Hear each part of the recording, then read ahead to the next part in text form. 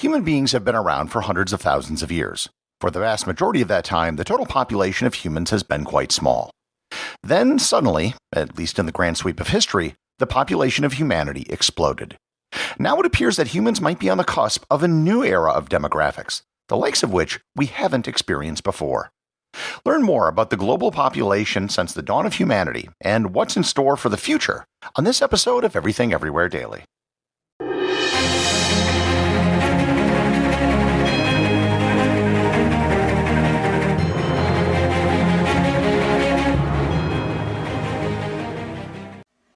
Hey everyone, I want to tell you about a podcast that I think you're going to enjoy called Curious State. If you love asking offbeat questions to uncover magical nuggets of knowledge, you're going to love the Curious State podcast. Every week, host Doug Frazier asks a question like, does language warp reality? Or could we have domesticated a T-Rex? Or is the mafia really that violent? With help from authors, experts, and artists, Doug explores the answers in short-form episodes of 20 minutes or less. A format that I'm sure everyone who is listening to this is familiar with and enjoys. You can listen to Curious State on Apple Podcasts, Spotify, or wherever you listen to this show. Once again, the name of the podcast is Curious State. Trying to estimate the population of humanity throughout history is a very difficult task. Taking a census is a rather recent phenomenon, historically speaking. Even when ancient empires took a census of their population, the results were probably lost to history. So we're left with having to create estimates of what historical human population levels were. That being said, even though it's necessary to make estimates of what populations were, we have a lot of evidence we can use to make educated estimates. For example, through archaeological evidence, we know how people lived, we know how they fed themselves, and we know what size communities they lived in. Through the study of human remains, we know at what age people died and approximately how many children they had. We can start the population discussion at the very dawn of human history, going back 4 million to 200,000 years ago, when humans and their hominid ancestors lived on the African savanna. Many of our ancestors who lived at this time wouldn't even be considered modern humans, but knowing their numbers are still insightful.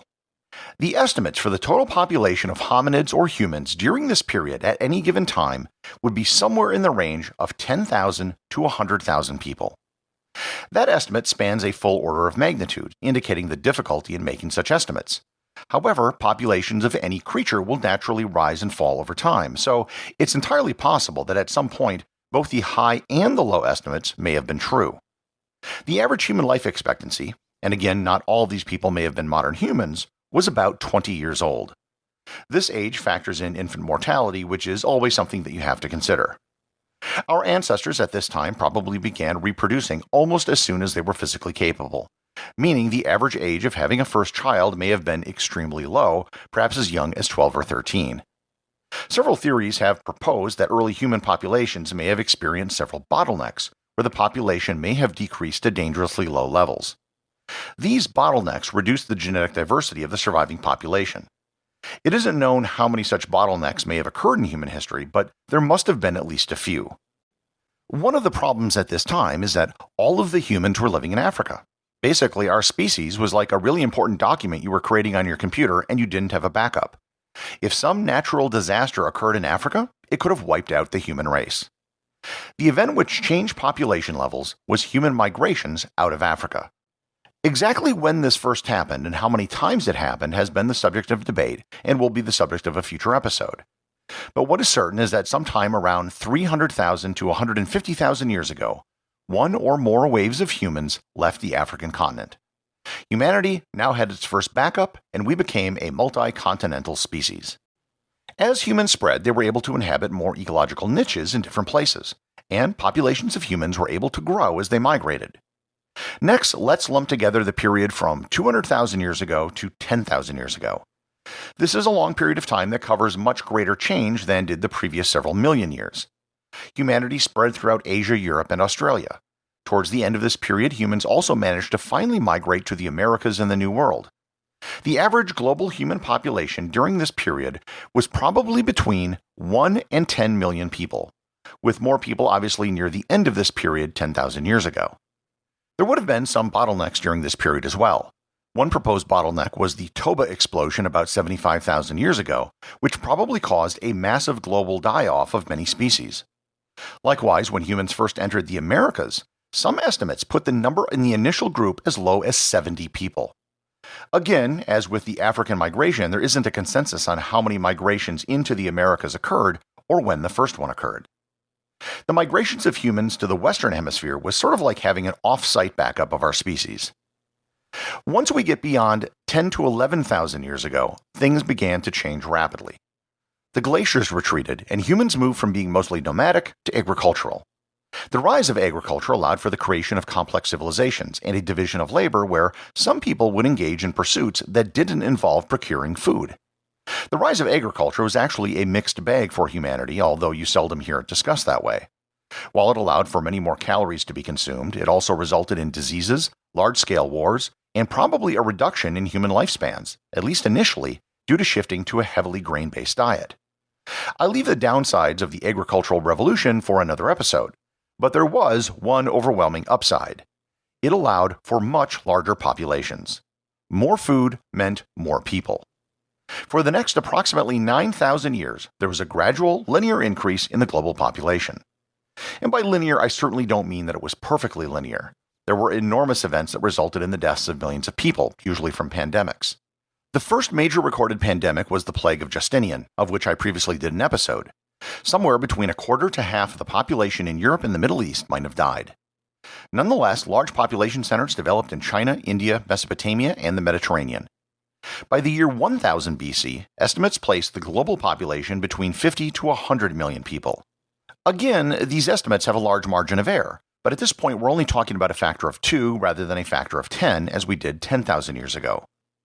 1,000 years later, in the year 1, estimates put the total number of humans on Earth between 150 to 300 million people.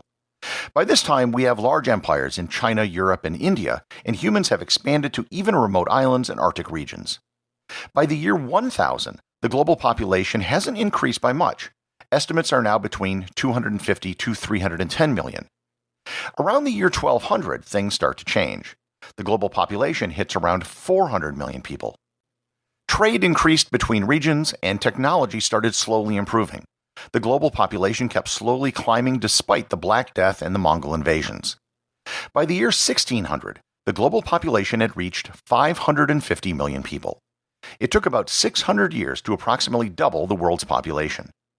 Europeans had now made contact with the people in the Americas who had been isolated for thousands of years. Pre-Columbian population estimates in the Americas vary widely but range between 10 million to 110 million people. The result of European contact with the Americas resulted in one of the greatest mortality events in world history, mostly due to disease. In the 17th century, new crops from the Americas had found their way back to Europe and were getting introduced in their colonies in Asia and Africa. These new crops allowed for yet more food to be produced. According to most estimates, the 17th century saw close to a doubling of the Earth's population. The first time that such a thing happened in a span as short as a century. Most estimates place humanity passing the billion mark sometime around the beginning of the 18th century. However, other estimates place that date around the start of the 19th century.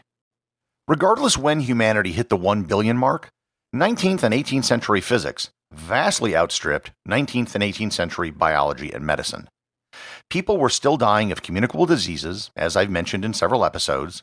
The germ theory of disease still wasn't prevalent, and infant mortality was still high. Before I get into what happened in the 20th century, it's important to understand what is underlying population numbers. As should be pretty obvious, population growth is a function of birth rates and death rates. For most of human history, it was not uncommon for women to have between 5 to 8 children. The problem is that it was also not uncommon to only have a few of those children reach adulthood. Infant mortality was extremely high, as was death during childbirth. Infant mortality was the biggest reason why life expectancy was so low before the 20th century. It wasn't that most adults died at the age of 40, it was that so many people never reached adulthood in the first place. Having a large number of children was a response to the high rates of infant mortality.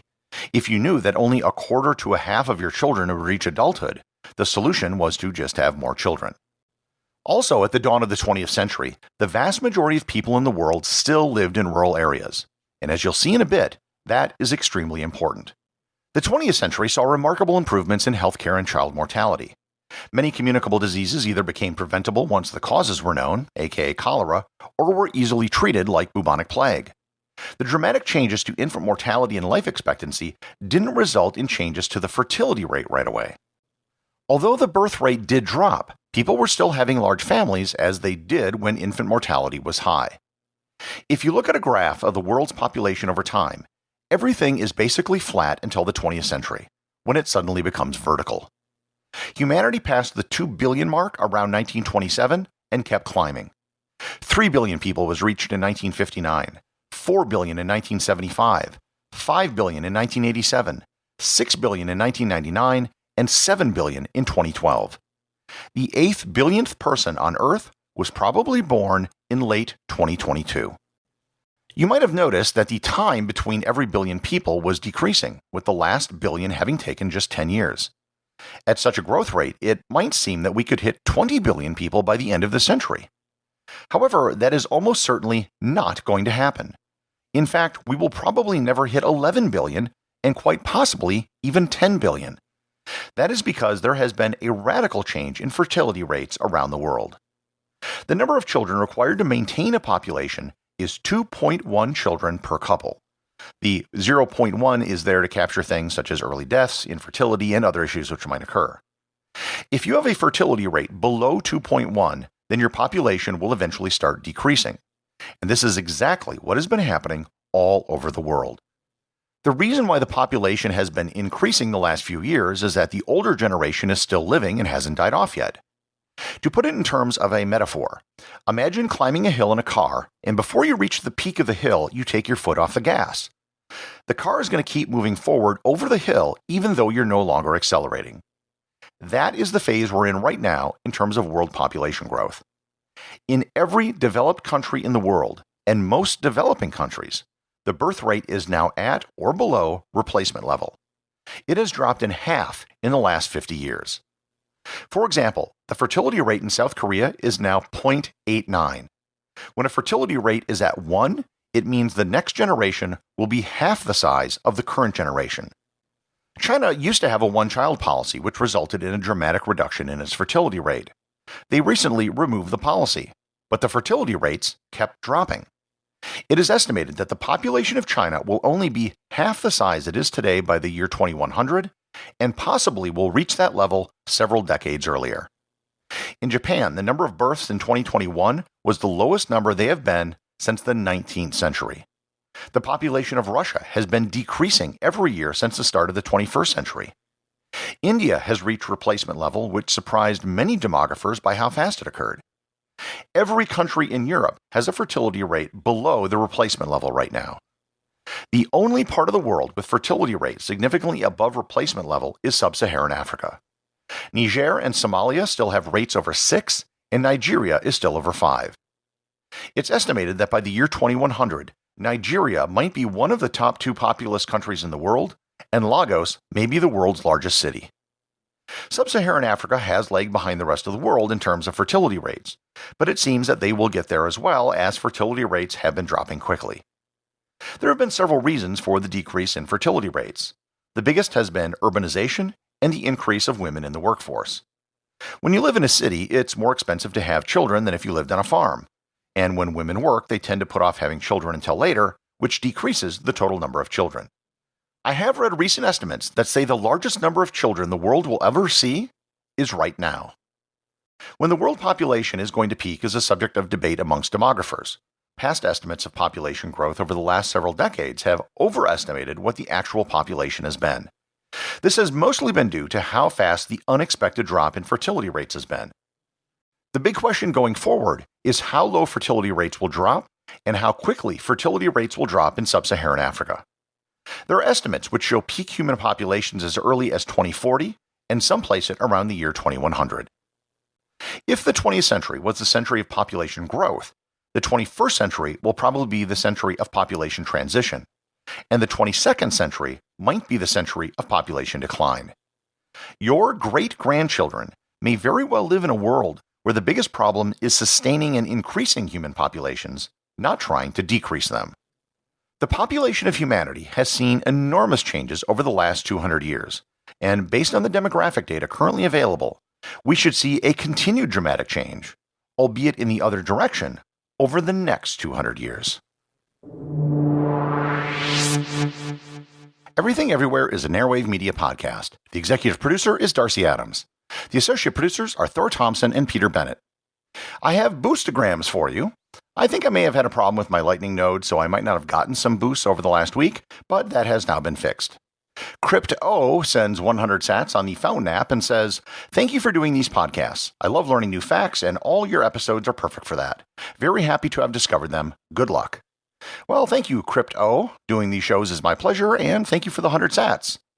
Walter Pinkman also sent 100 sats in the Fountain app and said, "Your podcasts are a great way to learn. It's come into my daily morning podcast list. Thank you for bringing us these." Thank you, and good morning, Walter. I hope you enjoyed population demographics.